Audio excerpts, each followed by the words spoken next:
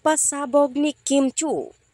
Magiging katapusan daw ng karir ng ex na si Sian Lim. Ano kaya ang pasabog ni It's Showtime host Kim Chu na posibleng maging katapusan ng karir ng ex-jowa niyang si Sian Lim? Iyan ang tinalakay ni na Christy Permin at Romel Chica sa isang episode ng Christy Per Minute nitong Martes, Enero 2. Ayon kay Christy, may source daw siyang nakapagsabi sa kanya ng tungkol dito. Mabait itong si Kim Chu. Respetado niya ang kanyang kapwa. Edukada siya.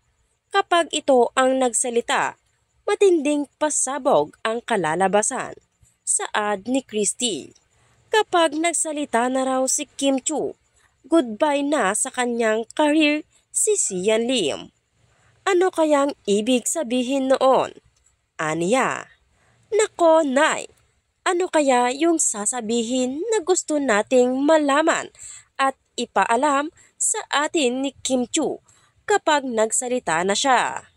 Ano ba yan? Naku, iba-iba tayo ng iniisip. Tugon naman ni Romel Chica. Totoo.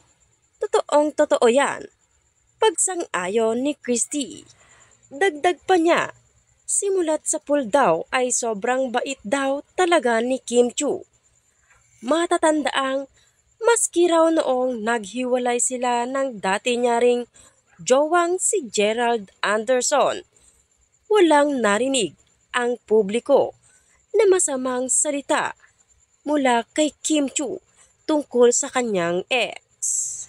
Kaya naman, talagang hindi raw nakakapagtaka na maging maganda ang takbo ng kanyang karera sa showbiz industry simula noon hanggang sa kasalukuyan. Ewan ko lang this time ha, dito kay Sian Lim. Kasi mukhang pabor sa kanya ang lahat ng tao na mabuti naman nagtanggal ka na ng helmet sa ulo. Nauntog ka na sa katotohanan, sabi ni Christy. Matatandaang bago matapos ang 2023 ay humabol pa sina Kim at Sian sa nangyayaring hiwalayan sa showbiz world matapos nilang kumpirmahin ito sa kani-kanilang social media accounts.